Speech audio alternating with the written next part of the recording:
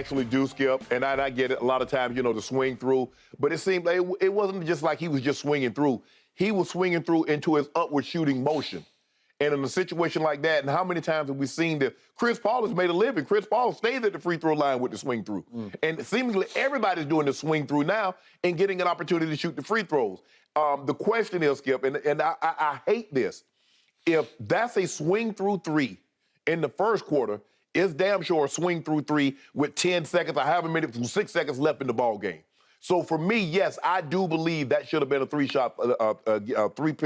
free throws, an opportunity for Smart to tie the ball game up. I don't know what the 2 minutes said, 5 incorrect calls. They said that they got it right, that the NBA, the ref got it right. So what are they saying, that the swing through happened before he got off the floor? That the contact occurred before he started into his shooting motion. Okay? Okay. All right? I'll take the NBA word for it if that's the route they go and, Skip. All right. So I was rooting for the Celtics. This was a huge game. Yes. It was on a silver platter for the visiting team to win. And I'm thinking, you're going to, you're not going to. I was so disappointed in Jason Tatum by this point in the game that even though this was a split-second borderline call, my gut was on my first eye test that Drew Holiday got there in just the nick of time. I thought that too. Okay.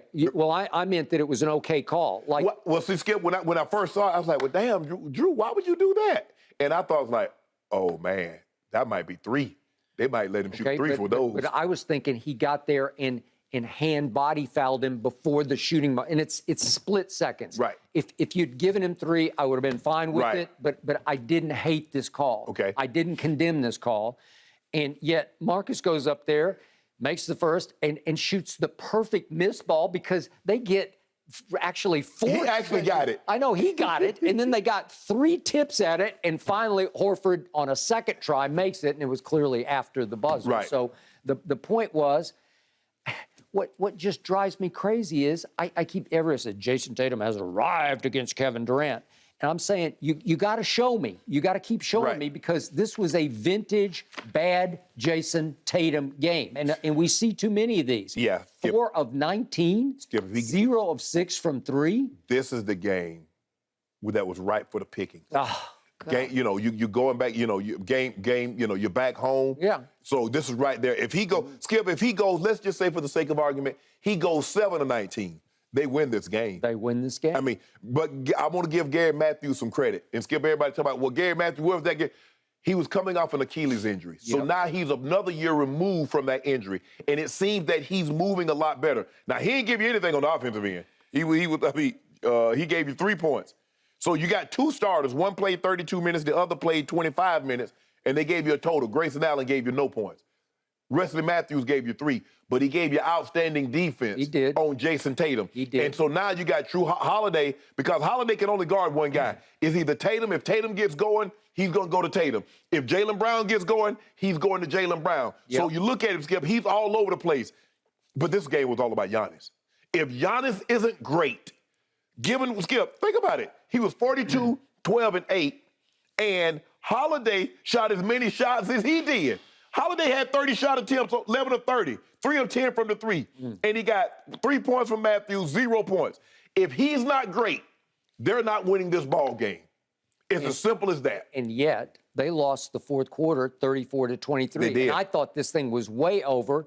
And all of a sudden, despite Jason Tatum scoring a grand total of 2 points in the fourth quarter, here came Boston. Yes. And they got all the way back within the quote-unquote bad call or the missed tip at the end of winning the game, of stealing the game. I'm still not even sure how they did it in the fourth quarter. Giannis was pretty good in the fourth, 5 of 10 shots. That's a lot of shots to take. But he scored 11 points, and without his 11, they're going to lose. They're going to lose. Holiday was 2 of 9, Skip, or 3 from the 3. But Jaylen Brown was sensational in the fourth, Skip. He gave you 15. Al Horford gave you 12. 2 guys gave you 27, gave you more than what the Bucks scored. Just 2 guys. Yep.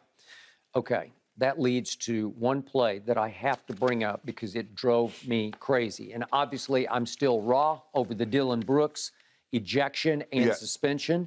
But there was a play, a Jason Tatum play, where he's driving and Giannis hits him with 8:04 left in the second quarter. If we could see this, please. Oh, the dunk? Yeah, watch this. go the other way. It's a breakaway. This is kind of an interesting play. And Giannis cold cocks him in the face with an elbow. Hits him in the face with his elbow. Hits him right in the nose with his elbow. And Jason Tatum takes a dangerous fall into the stanchion and re-injures his left wrist, which had been bothering him before. And for a second, I thought he wasn't going to be able to continue. Right. But it was his left wrist. Well, help me out.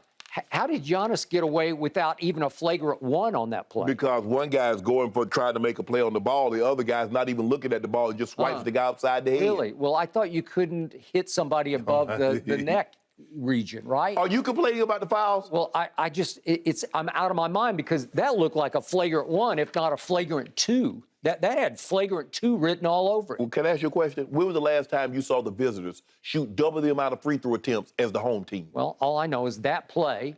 That's one where Man, stop help me out. Is that not a flagrant one to you? Oh, wait a minute. It's Giannis. I get it. It's Giannis versus Dillon Brooks. Dillon Brooks is a bad guy. He's a villain. We got to throw him out and we got to suspend him. First of all, you know good and well superstars get calls. Well, so this is not new. It's not like Giannis is the first superstar. This is a superstar non-call because that's a dangerous act. That is breaking the code. That ain't breaking no code. Well, wait a minute, he's a superstar. Look at that. He hammered him in the nose. Skip, broken his nose. You know good well, man, that ain't no breaking no code. The man's trying to make a play. Oh, it's breaking nose, but not code, right? How many times have we seen Giannis get there and make that play? Huh. You remember the play that he made on DeAndre Ayton last year on the alley-oop? Was that not a dangerous play? Skip, look, anytime two guys are up in the air, yes, it's dangerous because both guys have left the floor. But stop it now. Okay, I'm starting it because I just need some consistency in what I'm now calling the National Softball Association because one day Dillon Brooks swipes behind the ball at a guy who's a terrible free throw shooter. He's a 59%. So you take that in consistency, he can't shoot free throws. We can let him swipe him upside, knock him upside his head. Again, you got to go across and try to hit the basketball. And so he hits him at the back, brushes across the back of his head. And, it's a dangerous spill. Well, what I just showed you, that's a dangerous spill right there. But let me ask you a question. Was that an unnecessary, if you look at Giannis, he didn't swipe down on the ball. He's up there actually trying to block the ball. He's looking at the ball like, damn, I can get it. So that gives you the right to crush the guy in the face?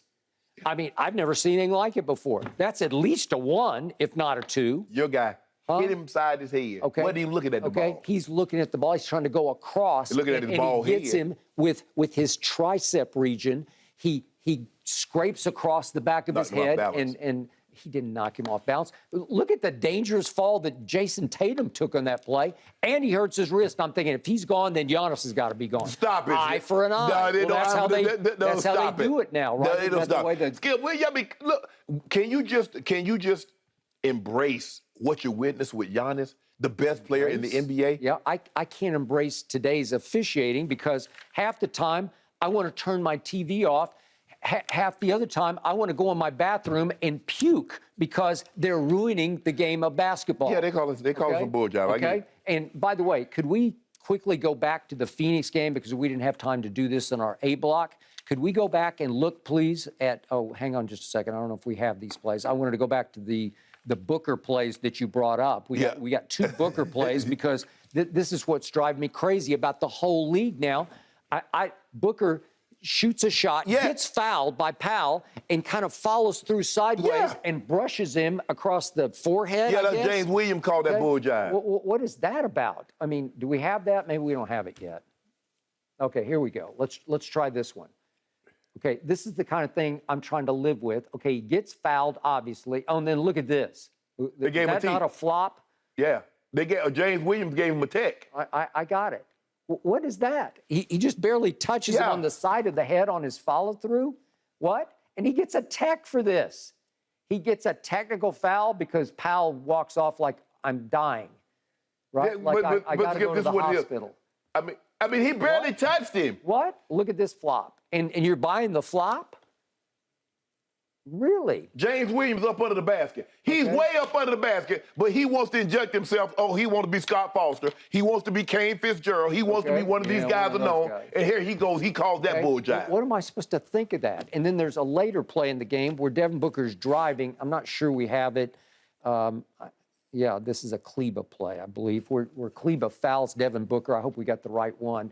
And he just hammer fouls him. And I'm thinking, wait a second, he hits him right in the head. Yeah. Okay, well, is that not a flagrant? What's a flagrant anymore? He hits him right in the face. Yeah. He just bangs him across the forehead. Well, I thought, and that's nothing. That's nothing. How's that not a flagrant?